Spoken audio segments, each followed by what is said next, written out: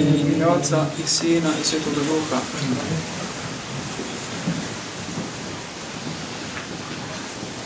Čoveka, braćo i sestre, kao razumno i bogoliko biće, pored ostalog, razlikuje i to da ima svoje želje.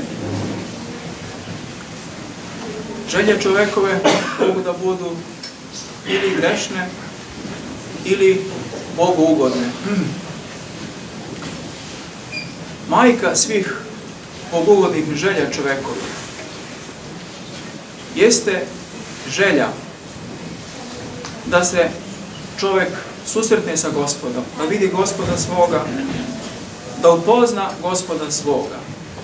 Eto, to je majka svih bogugodnih želja i to je početak našega spasenja. To je početak spasonosnog puta. I o takvoj jednoj želji govori nam današnje sveto evanđelje, evanđelje o cariniku Zahijeju. Posle onog predstavnog čuda isceljenja slepog Bartimeja nedaleko od Jerihona, Gospod je ušao u Jerihon. Okružen mnoštvom naroda. U Jerihonu je živeo jedan čovjek niskog telesnog rasta, starešina, carinika. I on je čuo Gospodu kao o čudesnom učitelju i celitelju.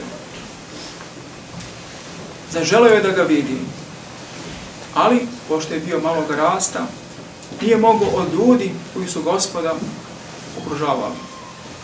Uvijek je mnoštvo ljudi bilo oko Gospoda. I oni su mu smetali da vidi Gospoda. I šta Zahijej namisli u srcu svome? Iz te prevelike želje da vidi čudesnog lekara, on odluči da tamo gdje će Gospod proći, na tom mestu, da se popne na jedan dud i da odatle vidi Gospoda. I zaista, nošen takvom ljubavlju i takvom verom, on preduzme nemali trud, popne se na dud i kada je Gospod prošao tim putem, on vidi Gospoda svoga, ali prego što je on Gospoda video je Gospod njega, video je Gospod njegovu veru, njegovu ljubav, njegovo srce i reče mu: Zahijeje, siđi brzo, jer mi danas valja biti u domu tvome. Silno se obradovao Zahijej ovakvom nevjerovatnom susretu i dočeku u domu svome.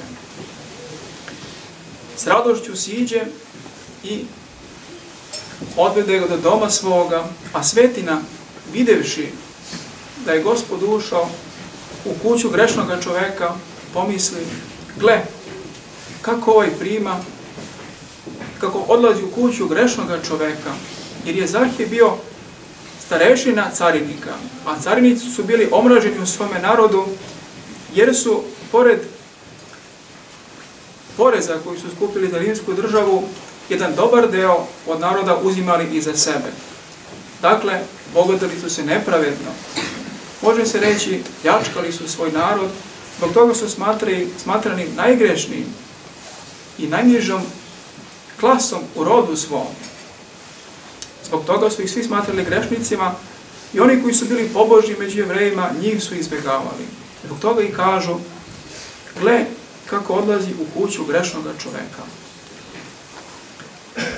A Zahijej u tom trenutku, s ljubavlju primivši Gospoda, dotaknu se Gospod srca njegovog i on se sjeti svih svojih grehova, shvati da je on grešan čovjek, da je mnogo sagrešio Gospodu kroz svoj grešni život i reče pokajanju svome: Gospode, evo pola imanja svoga daću siromasima.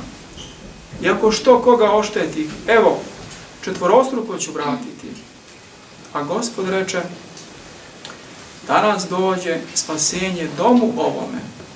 Dakle, ne samo njemu, Zahije i njegu, čitavom domu njegovom dođe spasenje, jer je i ovo sin Avramov. Jer sin čoveči dođe na zemlju da potraži i spasi izgubljeno. Eto, braćo i sestre, ova evanđelska priča jest u stvari evanđelje svakoga od nas. Jer početak našeg spasenja jeste želja da duhovnim očima svojim vidimo Gospoda, da se susretnemo sa Gospodom, da primimo Gospoda u srcu svome, kao što je carnik Zahij želeo da vidi Gospoda telesnim očima. Dakle, iz te bogugodne želje rađa se i trud. Čovjek koji želi da vidi Gospoda, da se susretne sa Gospodom, on mora da bude svestan svojih grehova. Kao što je i carnik Zahij bio svestan svojih grehova, a početak svega jeste vera. Ta vera čovjeka goni na trud.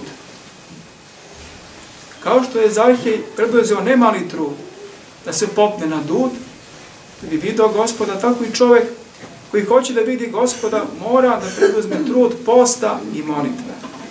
Trud vršenja zapovesti Gospodnje. Put hrišćanskog života koji je priskoban i težak.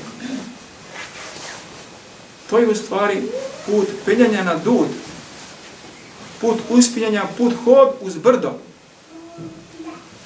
To je put krstonošenja, put očišćenja svojih strasti.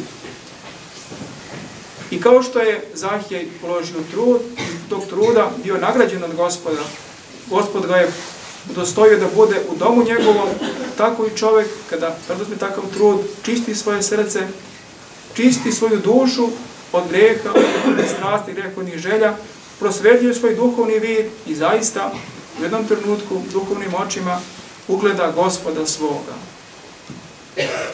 Takav čovjek se kaje zbog grehova svojih. U čisto srce, u dom čiste duše dolazi Gospod. Nastanjuje se ljudsku dušu, a čovjek kada Gospod dođe u njegovu dušu ima samo jedno osjećanje. To je osjećanje pokajanja i svoje nedostojnosti. Onda on u tom svom pokajanju i pola svoga imanja, znači pola svojih grehovnih želja, i ne samo pola, nego sve svoje grehovne želje, baca i odriče se da bi tvorio volju Božju, da bi tvorio želje koje su Bogu ugodne. Evo, carnik Zahij pokazuje delatno pokajanje. On se odriče grehovnog života, stupa na put pobožnosti i odmah čini vrline. Jer on kaže, pola imanja svoga daću siromasima. I ako ako nekoga ošteti, četvorostruko ću vratiti. Evo, braćo i sestre, slika čoveka koji se kaje. Dakle, napušta svoj grehovni život i nasuprot greha čini vrlinu. Zahij je bio srebroljubiv, ali više nije. Pokajao se i odmah čini vrlinu, a to je darežljivost. Jer nasuprot strasti srebroljublja stoji darežljivost. Takav čin Gospod blagosilja, takvo delo je bogugodno delo. To je znak iskrenog pokajanja. Zbog toga, braćo i sestre, da sledimo primjer pokajanog carinika Zahijeja. Da napustimo svoje grešne želje. Ako smo bili srebroljubivi, da se pokajemo, ispovedimo i da budemo darežljivi kao on. Ako smo bili gordi, da se smirimo. Činimo dela smirenja. Ako smo bili bludnici, da budemo sada celomudreni. Ako nismo bili uzdržljivi u hrani i u piću, da budemo uzdržljivi, da se vratimo posta i molitve. Ako smo živjeli nepobožno, da se vratimo Bogu i da živimo bogugodno vršeći zapovesti Gospodnje. Jer zaista nije dovoljno samo ukloniti se od zla, nego je potrebno i činiti dobro. Jer kaže u jednom psalmu, ukloni se od zla i čini dobro. Ako se čovjek samo ukloni od zla, a ne čini dobro, ništa nije učinio. To je slično kao kad zemljodelac pore svoju njivu, a ne poseje svoje seme. Nikada neće plod ubrati. Nije dovoljno samo da poore. Zbog toga nije dovoljno samo da se kajemo, nego je potrebno da u pokajanju svome činimo i dobra dela. Da sejemo seme vrlina. I onda je to bogugodno, onda ćemo biti deca Božja kao što je i carnik Zahije nadalje bio dete Božje, čedo Avramovo, kako Gospod kaže. Bez dobrih dela nemoguće je Bogu ugoditi. Vera bez dela je mrtva. Zbog toga se trudimo da sebe ukrasimo svakom vrlinom, jer u vrlinama je sakriven Gospod Isus Hristos. U zapovestima Gospodnjim je sakriven Gospod Isus Hristos.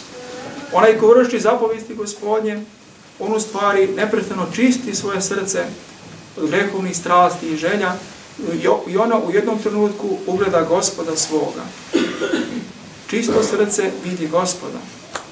Zbog toga i Gospod blaženstvu kaže: blaži čisti srce, jer će Boga vidjeti.